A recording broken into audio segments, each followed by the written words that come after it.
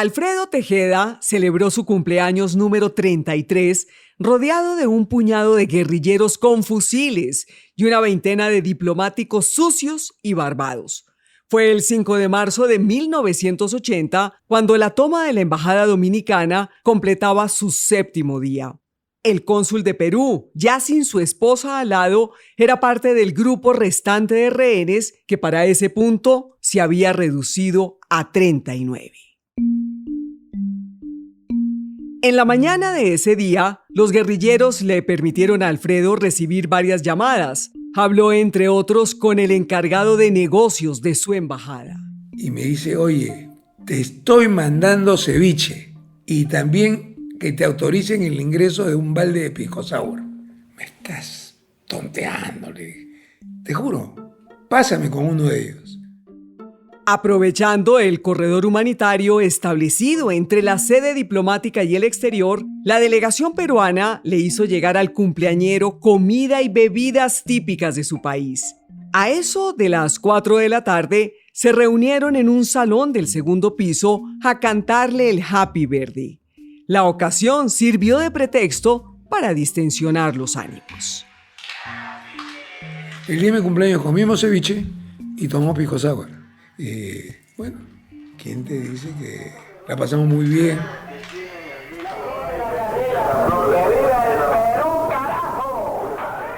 Tal como quedó registrado en uno de los cassettes, en medio del festejo alentaban al homenajeado a cantar algo.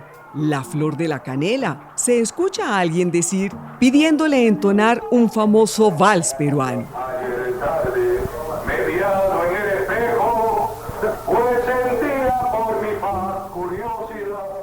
Alfredo, que no era precisamente un barítono, se animó a cantar uno de sus boleros favoritos, uno que solía cantar en reuniones alegres con amigos. Y mis labios temblorosos y arrugados, saboreando están los besos que ayer dieron yo y no dan.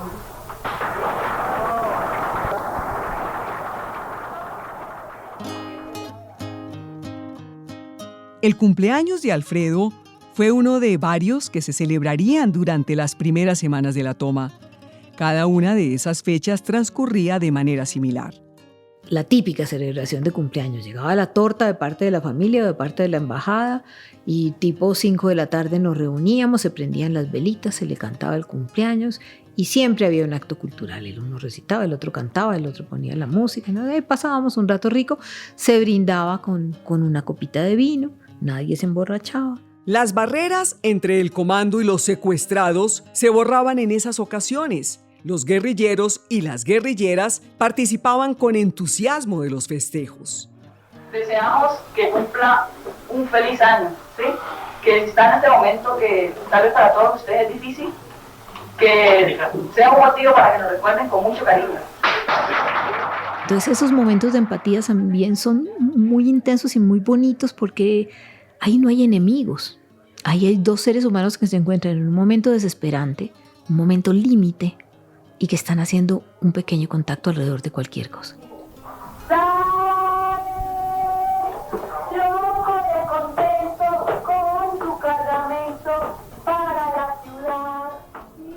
Incluso Rosenberg, que era por lo general un tipo adusto y de difícil sonrisa, se animó en alguna ocasión a cantar un bolero. Y del calor del sol yo prefiero tener el de tus brazos y la luz de la luna me quitará.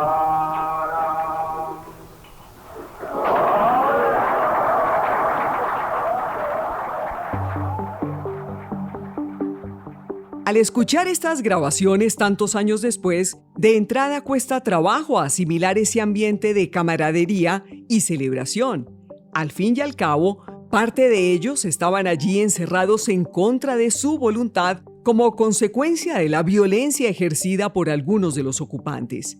Pero a lo mejor la explicación de esa alegría un tanto paradójica no era otra cosa que mero instinto de supervivencia, la pulsión por la vida abriéndose paso en la embajada.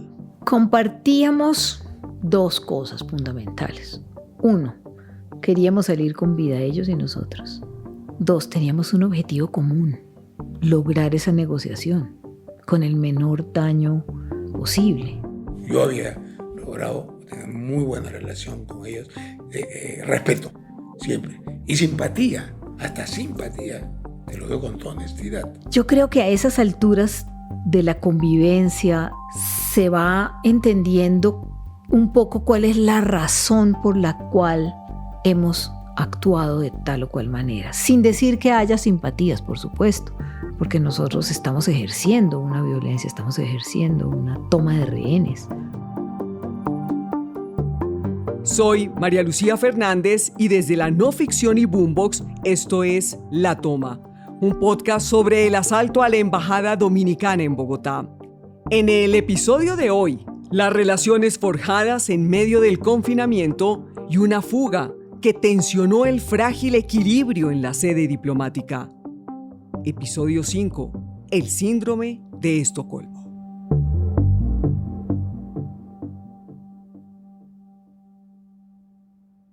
A la mañana siguiente de la celebración por el cumpleaños de Alfredo, uno de los guerrilleros entró al cuarto donde dormía Edgar Seltzer, el embajador de Austria.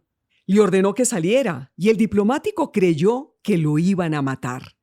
Sin embargo, el guerrillero le dio instrucciones de bajar al primer piso. Habían accedido a liberarlo tras una semana de cautiverio. Su esposa estaba enferma, al borde de la muerte. Y Rosenberg Pavón quiso mostrar humanidad al dejarlo regresar a su país. Yo le dije, vaya y esté con su mujer los últimos días. Abrácela, quiérala, esté con ella. Sí, nosotros queremos eso. Los últimos minutos, pase con ella. Es un sentido humano. A las 7:25 de la mañana, en medio de una bruma helada, el embajador de Austria salió a paso lento de la embajada y se subió a una camioneta de la Cruz Roja. Menos de una hora después, estaba a bordo de un avión hacia Caracas. Estas liberaciones mostraban una cara menos dura del comando.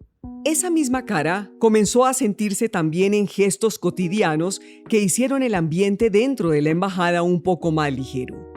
No te puedo decir festivo porque no era motivo, pero sí era un ambiente, digamos, satisfactorio, diría yo. Sin desprenderse nunca de sus fusiles y de sus labores de vigilancia, los guerrilleros encontraban formas de divertirse. En una ocasión, las mujeres del comando fueron al cuarto del embajador dominicano y se asomaron al ropero de su esposa. Y nos pusimos la ropa y los tacones y todo eso. Creo que fundamentalmente fuimos María y yo. Y entonces hicimos un desfile de modas. Pasábamos con un vestido y luego nos cambiábamos y pasábamos con el otro y nada, para reírnos. También comenzaron a compartir espacios y momentos con los rehenes más allá de las celebraciones de cumpleaños. Jugaban dominó o parqués o se reunían en una sala a ver televisión.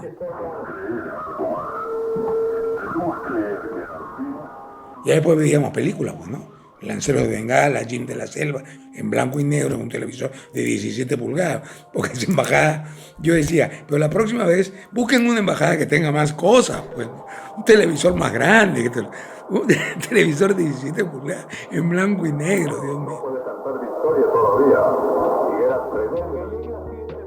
En ambos bandos había quienes tenían aspiraciones artísticas, poetas aficionados que llenaban las horas escribiendo versos y también declamándolos. Además de Aquiles Pinto Flores, embajador de Guatemala, estaba el guerrillero uruguayo alias Omar. Él hacía una pseudo poesías y me decía, ¿qué le parece, señor cónsul? Quisiera que usted la revise. Ese era muy mal poeta. Buenas o malas, sus declamaciones de poesía servían para entretener al grupo y muchas veces otros de ellos se animaban también a recitar. Y sumo de optimismo y de canela me llega la amistad de Venezuela en mágica palabra de Lovera. Hombre y país, simbiosis y concilio, con sensibilidad de luz insomne, en tierra de Bolívar lleva el nombre que a secas se conoce por Virginia. Ella era muy linda, él era muy hombre, Yo la quería, ella bailaba, pero él, hecho sombras de mi armonía, y todas las noches junto a su ventana, fragantes manojos de rosas ponía, de rojos claveles, de dalias de nácar, cuando las sombras cubrían las... El roce hace el cariño, dice el dicho, y eso fue lo que ocurrió en la embajada. A fuerza de pasar tiempo juntos, empezaron a establecerse lazos de afecto entre los rehenes y miembros del comando. Virgilio Lovera, el embajador de Venezuela, desarrolló un cariño especial por la Chiqui. A él, que ya era un hombre mayor, el cautiverio le estaba pasando factura. Su ánimo andaba por el suelo. Y para rematar lo aquejaban problemas cardíacos.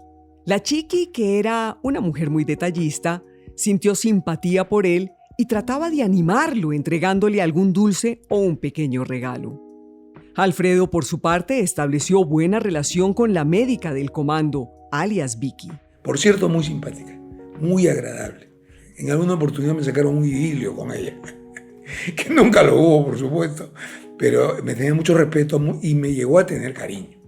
También se entendió bien con la guerrillera que resultó herida durante el asalto. Renata, extraordinaria chica, con la que también hice mucha simpatía, muy cariñosa. El roce de la bala le dejó a Renata una zanja que partía su cuero cabelludo en dos.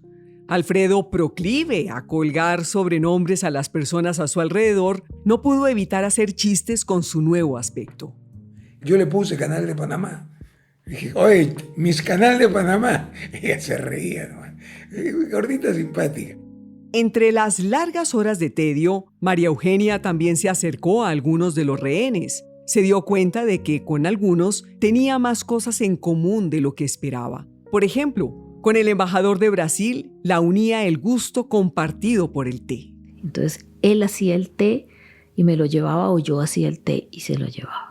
Y él y yo nos reíamos de eso, de que teníamos un gusto pequeño burgués, me decía él. Le voy a cultivar su gusto pequeño burgués. Con el embajador de Estados Unidos, Diego Asensio, la hermanaba la afición por el mismo género literario. A él le encantaba la ciencia ficción y empezamos a hablar de Ray Bradbury y de qué habíamos leído y de qué parte nos gustaba más. Y entonces ese era un enlace, por lo menos conmigo, el gringo era ciencia ficción. Entonces hay puntos que nos comunican y la cotidianidad pues es la misma y podemos sentarnos a conversar o jugar al ajedrez o jugar al parqués. Es decir, la cotidianidad comienza a establecer lazos. Yo no digo nunca que hayan sido de grande amor y afecto, pero se dieron respetos mutuos y algunos más que otros. Ahora, que ellos eran las víctimas de nosotros, sí, claro. De todas maneras, ni las tertulias, ni los juegos de mesa, ni la afición compartida por las novelas de Ray Bradbury lograron aplacar del todo la desconfianza entre las dos orillas. Queríamos comentar era lo siguiente, oye.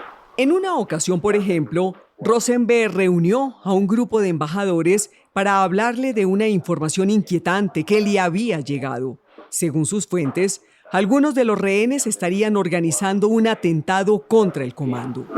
Y está tramando aquí una vaina desesperada. Los rehenes, está preguntando quiénes saben manejar armas de los rehenes para intentar algún asalto contra nosotros. Los rehenes, por su parte, se mostraron sorprendidos frente a esa aversión. Les parecía una estupidez intentar una acción de esa naturaleza. Pero nosotros no estamos de ninguna manera queriéndonos suicidar, ¿verdad? Digo, porque la mayoría no tiene pensamientos suicidas, ¿no? Hacer una cosa de esa naturaleza es un suicidio. Mejor que agarren. Nosotros no estamos de ninguna manera queriéndonos suicidar, dice uno de los rehenes. Hacer una cosa así es un suicidio. Pero la desconfianza más grande de los guerrilleros seguía siendo sobre el gobierno. El comando vivía con el temor de que el ejército, ante el menor descuido, desplegara un operativo de retoma. De ahí que no aflojaran ni un minuto en sus labores de vigilancia. Ese miedo se hizo todavía más palpable mientras transcurría la tercera reunión en la camioneta. Ya sobre la fase final del encuentro, un helicóptero sobrevoló sospechosamente el área de la embajada. Aquí, Ramiro Zambrano, el negociador del gobierno. Vimos un helicóptero que hacía un vuelo estacionario y luego comienza a descender. Obvio, los guerrilleros se subieron a la terraza. El comando pensó inmediatamente que se trataba de un helicóptero militar en plan de ataque. Por eso tomaron posición para derribarlo con sus fusiles. Nosotros teníamos completamente determinado qué puesto ocupaba cada quien y quién se ocupaba de cada uno de los embajadores. Entonces, en esos momentos de tensión uno corría a cumplir lo que tenía que hacer, igual que en el primer momento. Y ya. Eso fue un momento tenso. Pero no demoró mucho, por fortuna. Después de unos minutos de sobrevuelo, el helicóptero se retiró. La versión oficial dijo que se había tratado de un piloto civil de fumigación, quien tras regresar de una misión, quiso por curiosidad asomarse a la embajada. La torre de control le obligó inmediatamente, venga acá, y lo llevó al Dorado. Y le quitaron la licencia no sé por cuánto tiempo. Los guerrilleros, sin embargo, no creen esa historia. Rosenberg, por ejemplo, está convencido de que se trató de un comando israelí. El presidente Turbay me lo comentó 25 años después. Me dijo, llegaron los israelíes y los militares están de acuerdo con los israelíes. Y vino Camacho Leiva y me pidió autorización para ir a hablar con los generales de las otras fuerzas y pedí permiso. Presidente, si todos los generales están de acuerdo conmigo, nos tomamos la embajada. Según esa versión de Rosenberg, el presidente Turbay llamó a todos los generales antes de que Camacho Leiva, el ministro de Defensa, llegara a la base militar a hablar con ellos. Vía telefónica, el presidente les pidió que no aceptaran el plan de asalto del ministro. Me dijo, no me daban la garantía 100% de que todo saliera exitoso y no quise correr riesgo. Pero efectivamente fueron los israelíes. El sobrevuelo del helicóptero no solo provocó movimientos en la embajada, sino también en sus alrededores. Desde las primeras horas de la toma, a pocos metros de la sede diplomática, se había formado una especie de colonia llena de periodistas y camarógrafos. Tanto corresponsales extranjeros como reporteros locales se mantenían pendientes las 24 horas de cualquier incidente relacionado con la toma. Uno de ellos era Javier Baena, periodista de la agencia Associated Press. La embajada tenía una bahía, ¿no? Entonces, cuando se conocieron pues las exigencias del M-19, todos dijimos, no, esto va para largo y tenemos que ver cómo se cubre porque hay que estar haciendo guardia día y noche. Entonces surgió la idea de traer unas carpas. Javier Baena, ya para entonces un periodista con 2 décadas de experiencia, nunca durmió en esas carpas. Llegaba todos los días a las 7 de la mañana a relevar al compañero encargado de las guardias nocturnas. Generalmente se le iba a la mañana esperando a que sucediera algo interesante para reportar a su agencia. Los primeros días eran 10, 15 periodistas de los medios más importantes del país, pero con el paso del tiempo se fue creando toda una colonia cosmopolita, pues debido a las repercusiones internacionales de la noticia, llegaron también enviados especiales de Estados Unidos, Brasil, Alemania y Japón. Levantaban su carpa, extendían su colchoneta y pasaban los días y las noches a orillas de la embajada. A aquel asentamiento improvisado lo bautizaron Villa Chiva. Eso se volvió pues un sitio ya el punto de encuentro de toda la prensa nacional e internacional. Noticias no es que hubiera muchas para reportar. Una de las pocas veces que sucedió algo digno de ser comunicado fue el incidente con el helicóptero. Lleno de emoción y expectativa, uno de ellos, de alguna cadena radial, narró el hecho en vivo, pero más allá de aquella anécdota, en las primeras semanas los únicos momentos en los que había movimiento en la embajada era en los días de encuentros en la camioneta. Nosotros estábamos de lejos y no podíamos tener acceso cercano a ellos. Entonces, la vida ahí transcurría un poco aburrida. Nosotros veíamos cómo entraban al furgón y salían y se demoraban ahí 2, 3 horas. y después esperar un comunicado porque no había, como ocurre normalmente, que uno va y entrevista a quienes están participando en las conversaciones, ¿no? Similar a lo que ocurría dentro de la embajada, afuera los periodistas también buscaban maneras de combatir el tedio. Hay unos que llevaron ajedrezes, otros llevaban cartas, y se hacían asados, se llevaba cerveza. Y así se rompía un poco la rutina, ¿no? Y el cansancio, porque realmente fue un episodio, eso no tiene antecedentes en el periodismo, ¿no? Es algo absolutamente increíble, ¿no? Transcurridas 2 semanas desde el inicio de la toma, muchos periodistas ya acusaban cansancio. El frío y la exasperante falta de información condujo a varios a desmontar sus carpas y a abandonar las guardias nocturnas. Villa Chiva se iba transformando en Villa Tedio, como dijo alguien por esos días. Sin embargo, la noche del 17 de marzo sucedió algo que hizo arrepentirse a los que se fueron de no haberse quedado. La chiva, que todos estaban esperando, cayó estruendosamente por la ventana del segundo piso. Los que estaban en Villa Chiva no se dieron cuenta, salieron chiviados. Hasta que apareció un soldado y dijo, se voló un rehén. Entonces los soldados lo llevaron rápidamente y los periodistas que estaban allá no lo vieron. No hay fotografías de eso, ni entrevistas, nada.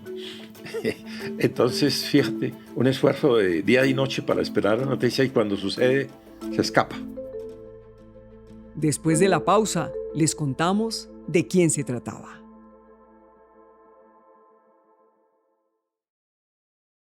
Así como algunos embajadores se habían integrado más con los guerrilleros, el grupo de rehenes también incluía a otros diplomáticos cuya presencia escasamente se notaba, ya fuera por su carácter retraído o la poca fluidez con el español.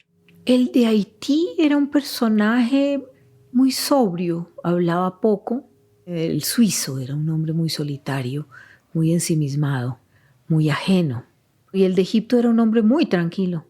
Y si había rehenes cuya presencia era intrascendente, también había en especial un rehén que se ganó la animadversión de sus captores. Fue el embajador de Uruguay, Fernando Gómez Flins. De entrada les pareció, según Rosenberg, una persona difícil. Una persona mañosa que quiere salir, ¿sí? Con trampas. Primero, buscó ocultar su condición de diplomático para acolarse en el paquete de liberados humanitarios. Habiendo fracasado en ese propósito, intentó ganar la indulgencia del comando mostrándose simpatizante de la causa revolucionaria. María Eugenia recuerda, por ejemplo, una ocasión en la que en medio de una guardia nocturna, el uruguayo se le acercó a hacerle conversación. Empieza a hacerse el interesante y el izquierdista y a hablar cháchara. Citaba autores y más o menos decía que él había sido simpatizante de los Tupamaros, cualquier bobada. Chico, pues este es mucho bobo, cree que me va a convencer a mí de que él es un compañero pues de izquierda y que por eso entonces voy a ser más blandita con él. Gómez Flins era consciente de las malquerencias que despertaba. Convencido además de que sería el primer rehén fusilado, llegado el caso, comenzó a contemplar la posibilidad de una fuga. Barajando alternativas, decidió que iba a hacerlo de noche y para eso alteró sus ciclos de sueño. Dormía de día y pasaba las noches en vela tomando notas mentales de las rutinas de guardia del comando. A partir de ese estudio sigiloso, aprendió a reconocer las siluetas de cada guerrillero y las armas que portaban. Aquí Alfredo Tejeda.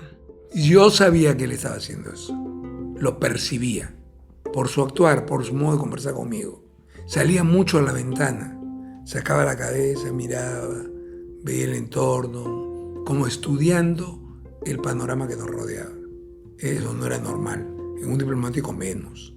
Tú no te paseas así en una casa.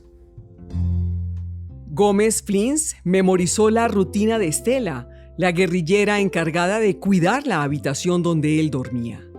Identificó, por ejemplo, que la guerrillera pasaba unos minutos vigilando una ventana en el baño y en ese instante descuidaba a los rehenes. nos midió los tiempos, cada cuánto pasa la guardia, cada cuánto se va para el baño, y él midió bien que la compañera demoraba 3-4 minutos en el baño mirando, ¿cierto? Y él dijo, en esos minutos yo me logro salir por la ventana. La noche del lunes 17 de marzo fue la fecha marcada por Gómez Flins para ejecutar su escape. Ese día habló con Alfredo Tejeda. Estaba echado, no recuerdo sinceramente, no quiero precisar si fue de noche o fue de día. Pero me dijo, mira, acá te traigo estas mandarinas y ahí yo no las voy a necesitar. El uruguayo le contó lo que estaba tramando. Yo me escapo. Fernando, pero ¿cómo vas a hacer eso? Te pueden matar, hermano. Yo me voy. Ya acá me tienen entre ojos. El Tupamaro ya ha dicho que al primero que matan es a mí. Porque eso fue lo que le dijeron. Al primero que matamos, déjenmelo a mí. Para que su plan prosperara, Gómez Flins tenía que acomodar ciertas cosas.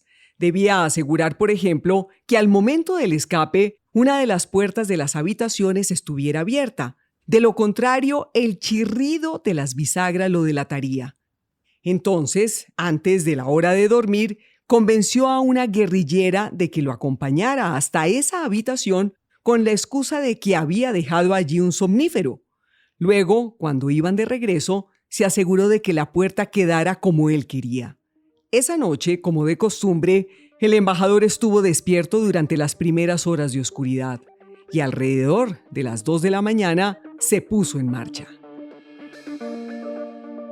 Una vez Estela entró al baño a vigilar la ventana, el embajador corrió hacia la habitación cuya puerta había dejado abierta estratégicamente. En sus manos llevaba una cobija. Se acercó a la ventana, amarró la cobija al borde y se lanzó al vacío. Gómez Flins cayó al concreto con un golpe seco. Se levantó apresuradamente, temiendo que desde la embajada abrieran fuego. Después de haber corrido unos 50 metros en calzoncillos y camiseta, se resguardó detrás de uno de los carros que quedaron estacionados desde el día del asalto. Adolorido por la caída, le gritó a la unidad del ejército que custodiaba el perímetro: «Por favor, no disparen, soy el embajador de Uruguay». El coronel en servicio dio la orden de alto al fuego y varios soldados corrieron a auxiliarlo. Pocos minutos después subieron al embajador a un Mercedes-Benz y lo trasladaron al hospital militar. Allí le diagnosticaron varias lesiones producto de la caída: fracturas de vértebras lumbares, fractura de puño y traumas en la pierna y la rodilla. En la embajada, alertado por el estrépito, uno de los guerrilleros en guardia, alias Pedro, se percató del escape y alcanzó a poner al embajador en la mira de su arma. Ve que cae algo por una ventana lateral y pega carrera hacia donde está Villa Chiva. Y es ahí que lo tiene en la mira, y él tiene un arma larga. En una fracción de segundo debía decidir si disparar o no. Resolvió no hacerlo. Era un compañero sensato, porque dijo: yo puedo dispararle por la espalda, pero doy al traste con el operativo. Empieza el ejército a disparar y aquí se armó el zafarrancho. Uno que se huele no es tan grave. Y era Pedro, ese hombre era un maestro, no era pues un militaroso gatillo loco, por fortuna.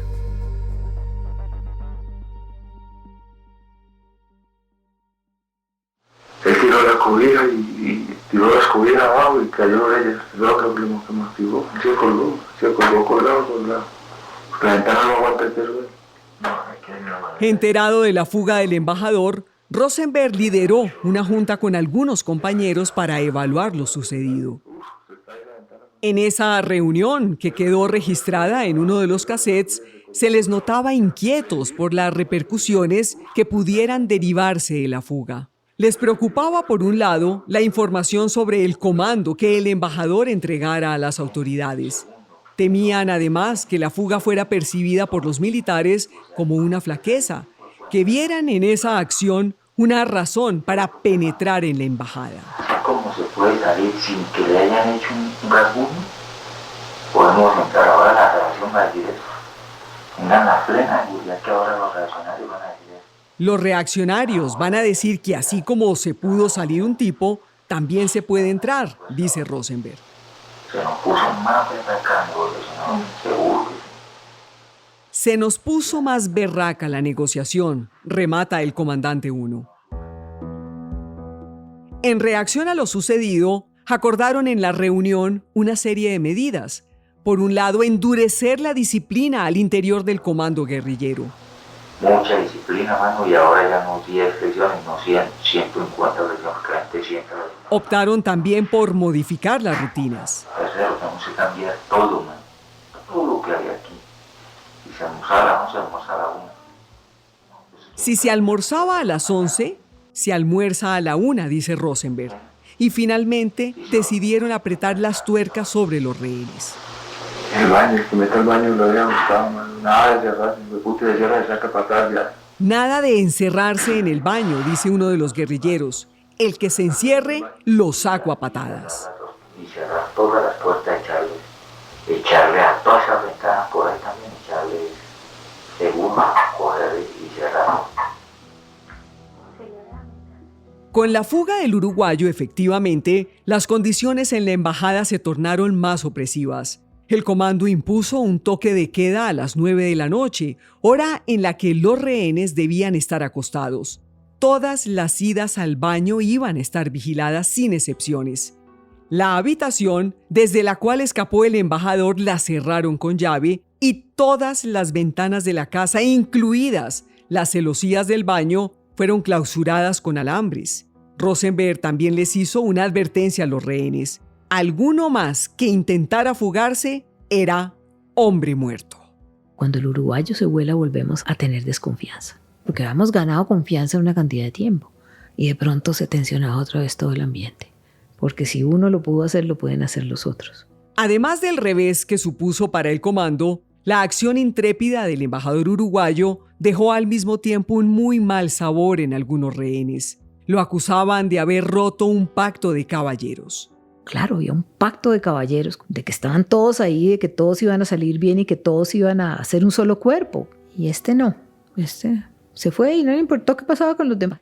Alfredo Tejeda, sin embargo, niega que existiera tal acuerdo. No hubo pacto alguno.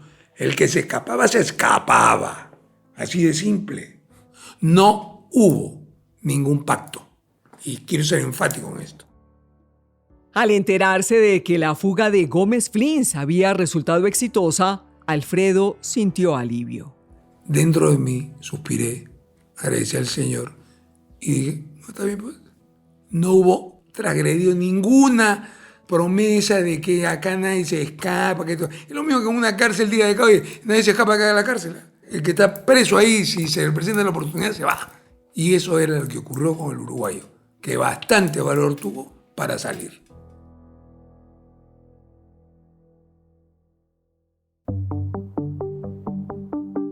Si bien la salida furtiva de uno de los rehenes amargó la convivencia en los días siguientes, para el comando del M-19 el principal problema seguía siendo otro, y era lo lejos que estaban de alcanzar su cometido. Las negociaciones en la camioneta seguían enredadas en varios nudos legales difíciles de desatar. El gobierno además jugaba a dilatar las conversaciones como una manera de ir minando la moral de los ocupantes de la embajada, forzándolos paulatinamente a rebajar sus aspiraciones. Y esa estrategia comenzaba a surtir efecto. Poco a poco los guerrilleros veían cada vez más alejada la libertad de los 311 presos políticos. A regañadientes se mostraban dispuestos a conformarse con menos. Nuestro deseo y nuestra decisión es salir con los compañeros del Comando Superior. Estamos dispuestos a dejar el resto de compañeros con todas estas garantías que ustedes nos dan. Pero entonces, en medio del estancamiento en las negociaciones, el M-19 encontró un aliado influyente. Desde fuera del país llegó un anuncio que la guerrilla celebró como una conquista y el gobierno como una dolorosa afrenta. Jamás se había escrito contra ninguna nación un informe tan virulento omitiendo la presentación de un solo caso comprobado. De eso hablaremos en el siguiente episodio de La Toma. La Toma es una producción de la no ficción y Boombox. La dirección y producción ejecutiva es de Juan Serrano. La producción y el guión es de Tatiana Lozano y Juan Serrano. La mezcla y el diseño sonoro es de Daniel Chávez. El marketing y las comunicaciones son de Isabela Soto Vallejo, Shaquén Moreno y Gabriela Rivera. Mi nombre es María Lucía Fernández. Hasta una próxima ocasión.